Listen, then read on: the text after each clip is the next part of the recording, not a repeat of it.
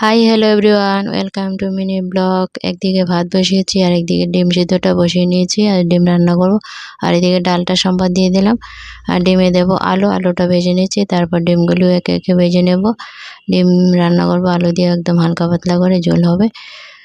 তো আর কি রান্না বান্না করছি চলো দেখতে থাকো। একটা লাইক দিয়ে বেটা, ডিম ভাজা হয়ে গেছে। তারপর দেখো ডিম ঝোলটা বসিয়ে দিয়েছি।